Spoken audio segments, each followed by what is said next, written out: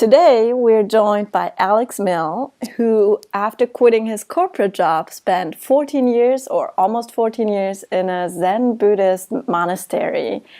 I love the simple yet profound wisdom you share, and I'm excited to have you here. Welcome, Alex. Thank you very much, Jenny. I appreciate you inviting me. Okay, so dive into this. Well, you talk a lot about the voice, and what surprised me is that you said it's outside of us. Can you maybe tell us about this voice and where it comes from? Okay. Well, just so folks have a little bit of background about it, if you're completely new to the concept, I think anybody can really relate to this notion that there's something inside your head talking to you constantly.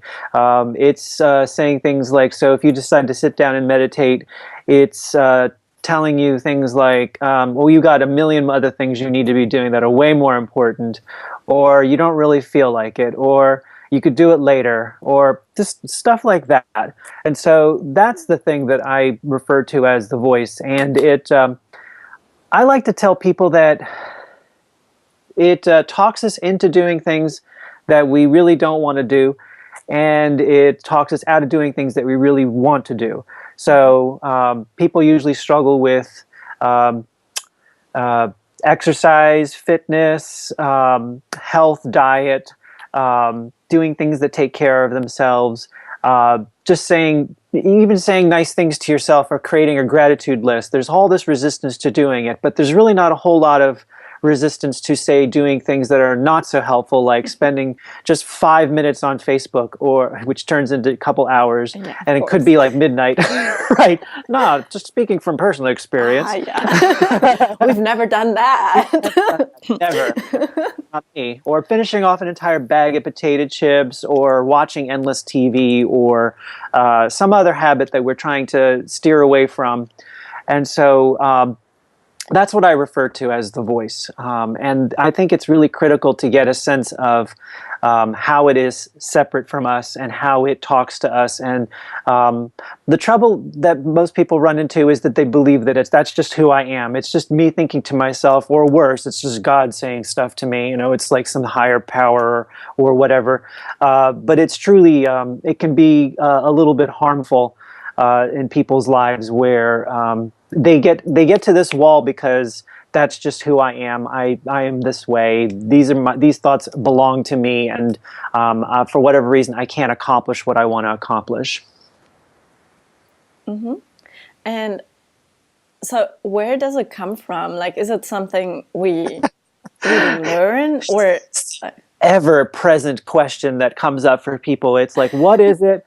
You know, my teacher used to talk about it in an interesting way. She said, it's like, we could speculate about where it comes from and what it is and all that. Her biggest point around all of that was, it's not as important as what to do about it, because we could speculate. You know, all sorts of religions have ways of talking about a force that is, you know, so they're literally, I said God, the voice of God, but it's like the voice of the devil or something like that. Or there's, you know, in Buddhism, it's referred to as the hungry ghost, where it comes by and it sucks out all your good, happy energy and leaves you, you know, shriveled up and a mess. You know, and then, you know, and then there's actually a Native American Cherokee story about the good wolf and the bad wolf that you could just, you Google that, you'll find the story where the, you know, grandfather tells the grandson about the battling wolves within themselves, and one you feed is the one that survives. So I like to use that story in conjunction with what to do about it, because to get back to maybe before the voice, what I like to show people is that they have a choice between where their attention goes, which is why meditation is so powerful. And that's my background in Zen Buddhism, which is meditating and practicing being present, directing our attention over and over and over again to this moment right here, where that voice, you get to actually get clear about how it talks to you, how it influences you. And so learning how to direct your attention to the present moment allows you to focus your attention and choose where it goes, so that because that's where the danger lies. Our attention is going constantly to this bad wolf, this voice, the devil, whatever you want to call it. It's like where it goes when it's on autopilot. It's the habitual place that it's drawn to, because I don't know about other people, but for me, if my attention is not being directed, it tends to wander off into essentially something wrong and not enough. Like, what don't I have? What should I be doing? What could I be doing? What do people think of me? Usually nothing very good. What do I think of other people? The past, the future. Yeah. All these other places where the attention can go other than just being here. And when we're here, we're automatically with the good wolf, because all we have here is possibility and endless choices that we can make in life. There's well-being, there's peace, there's happiness, or at least whatever is here is what it is, and it's not worse than what it is. Do you know? Yeah, I know what you mean. Yeah. So I know I didn't answer your question about where it comes from, because it does stem. It's like if you are interested in any kind of things like past lives and things like that, there are the predispositions that we come into this life with, and then there's how we are trained and raised as children, and then there's all the stuff that we learn between now and the age we get to that basically molds all that stuff. And so we've never been taught how to really be kind and compassionate to ourselves. Truly, this is the essence. And when I coach people, that's what I run into mostly is they know how to whip themselves or beat themselves into doing things that they want. And most coaches approach things in a point of view of like getting from point A to point B. And you can have a lot of people actually accomplish goals and be miserable at the same time. Yeah. Because getting, probably back to your point, so getting from your leaving a corporate job and doing something that you love, you could be just as miserable doing something that you think you love or pursuing something that will bring you happiness. But until you get it, that happiness is something that's inside and self-generated, it really truly doesn't matter what you end up doing. And so that's where I like to approach the people when I coach them one-on-one, is to really go inside and go deep and do the inner transformational work of focusing your attention on something that will benefit you. Instead of this voice that is constantly either whipping you into shape, criticizing you, complaining about stuff, just whining, driving you like a machine into the ground sometimes, with the amount of work that you do. And finding something that is compassionate and kind, because that is really the shift that is made within people. So when you can do something for yourself with kindness and compassion, that is often the biggest motivator. Imagine waking up in the morning and going, how much fun can I possibly have today, versus the list of what I do and should do. Yeah, absolutely. So your go-to tool then is meditation. So it's meditation, yes. So, but when I try to tell people, or when I do tell people, like, okay, I meditate, a lot of people say, "Oh, I can't imagine doing that," and but then you don't imagine doing it; you just do it. Yeah, exactly that. But then I also noticed that a lot of people, like, when I watch them, there's things they do which I think are practices of mindfulness. So I have a friend, when she cooks, like, you can see how she's all there. And so, what do you think are, like, if I say, okay, I don't want to sit down and meditate, are there alternatives, or what's your stand? So in the monastery where I trained, we practiced with going in and looking at, the question that I would have for that person is, what does that mean that you can't do it? Do you know? Like that, because that's going to show up in your life elsewhere. So what's the reasoning behind it? And it's usually going to be one of five, or not five, but it's a handful of excuses, like, I don't have time, I don't feel like it, I can't, it's too hard, and if it involves money, I can't do it because it's too expensive. My family, I can't do it because my family is getting in the way, or circumstances aren't right. This is all very good information to have. So seeing how you get stopped from doing anything is tremendous, tremendous ammunition for how to live your life, because that's going to show up in everything that you do. So The person who's going to tell you that they can't sit down and meditate is going to give you a whole list of reasons why they can't do a whole lot of other things in their life. And so what we paid attention to at the monastery is the notion of how you do anything is how you do everything. Okay, and now I'm not answering your question directly. It was like, because we had 3 different types of meditation at the monastery, and I'm trying to cram so much information into this little exchange that we're having right now, but I'll keep this part brief.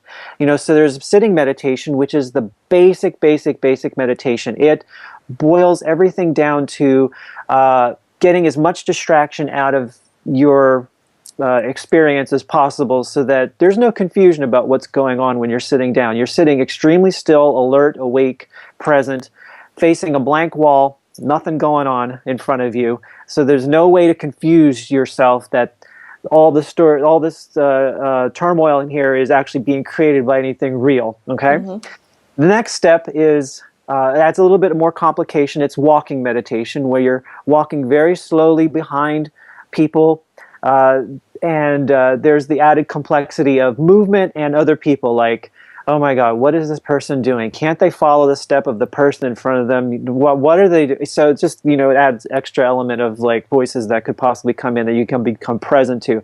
And then the third type of meditation that we offered at the monastery was working meditation, which looked like everyday life. So when you describe your friend cooking, that's where we would bring the mind of meditation to other activities. So we'd be cooking, cleaning, working in the garden, building, on the phone with people. It resembled everyday life. And that's essentially what the type of meditation that I've been trained to do is designed to accomplish. This is to bring the practice of everyday, moment-by-moment mindfulness to your activities. And sitting down and meditating in a formal posture is like going to play a sport, and you're in this. So if you were playing tennis, it's like a tennis court. And this is where you actually learn how to and practice over and over and over again, directing your attention over and over and over again to the present moment. This is where the magic happens. And so for people to deprive themselves of being able to sit down and give themselves that kind of training ground, that place to actually practice and play, it's harder to do it when you're involved in other activities. It becomes much clearer to see how you get distracted and get thrown off when you're actually meditating in a formal position. That makes sense. Yeah. It's actually easier to go around and run and jog and cook and stuff like that because your mind can wander all over the place, and you don't, just like, it's easier because people find it easier to be involved in all sorts of different kinds of distractions. We're used to it. It's much harder to sit down and actually focus and pay attention, but it's going to be easier to see what's going on with you with less distractions. Trust me. Yeah. Yeah, I get it. It's the muscle that you train. And yes, bingo. That is the muscle. Yes. That's exactly how we talked about it. It's the awareness muscle. It's the being able to pry your attention free of all of the forces that are dragging your attention away from being here. It's like training a puppy, actually. Truly. Yeah. How's that? Oh, well, if you're kind and loving with the puppy, because that's the only way the training is going to work.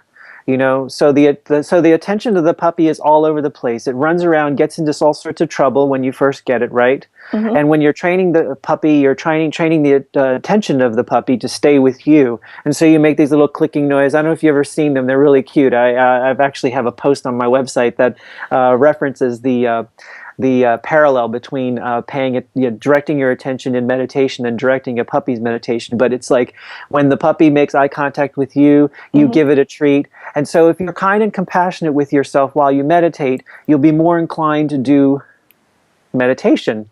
So if there's a way you think you can do it wrong, or if you're not getting it, or if there's a beating that happens as a result of not making certain kind of progress in meditation, then it's the same thing as beating a puppy, But if you're there kind and compassionate with the puppy, and every time you do it, it's like, yes, you got to. I have a track record of getting lots of people meditating after my meditation workshop because I make it super easy to do it. So the thing that happens is that the voice takes over people's meditation practice and determines whether it's a good meditation or a bad meditation, or how they're doing, or whether it's working, or all sorts of stuff. It's just the thing that we're trying to get clear of or see and drop is the thing that's going to be running the show. And it's true about everything else we do in life too. Yeah. So that's how it resembles training a puppy. Oh, okay. Yeah, it makes sense. I like it. And again, like I think I read it on your website too, was this there is no bad meditation. Like if you meditate, it's a good meditation. Any meditation you do is a good meditation. Yeah. Yes. Yeah, I like that. So let's wrap this up with a question. Sure. What would you tell your high school self if you could travel back in time? Let's see. Well, I would tell him that I love him, and that no, truly, because that's the thing that he's been wanting to hear for quite a long time from me. That there's no way to do it wrong. That everything. It's like I would have him know that whatever he does is. It's all going to be okay. You know, it's all going to work out. I would basically reassure him, because I think that it's the thing that we most want in life more than anything else. That's what I've learned through coaching people one-on-one, is that acceptance is the number one thing that we just have not gotten when we were at all. It's like I was about to say when we were kids. It's like it's just something that just crawls away wherever we go, and so it is. It's helpful to bring that element back. Yeah, I have to take that in. So, if our listeners want to find out more about you, I mean, of course, I will add the links, but where would you send them? I have my website is alexandermilljr.com, and junior is just JR, not spelled out. And people can check out what I have there. I'm coach. Like I've been mentioning several times, I've been coaching people one-on-one for a while now. Like I said, I've spent 14 years in a monastery, and so I've been facilitating people one-on-one, doing workshops and retreats and offering guidance.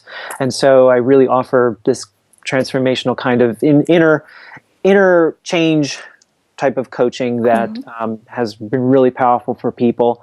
I have an online retreat that I created that's based on work that we did at the monastery, and so it's 30 days of exploring day after day after day for it's a practice that you learn how to do that guides you back to. It actually gives you exercises where you work with this voice.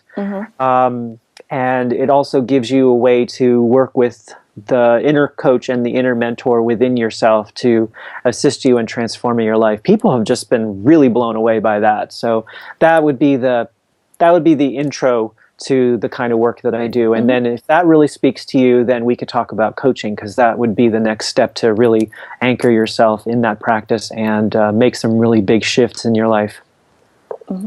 But that's all on my website, so that's pretty straightforward. That's how they can find me. All right. So thank you so much for sharing your wisdom with us. That was very German of me.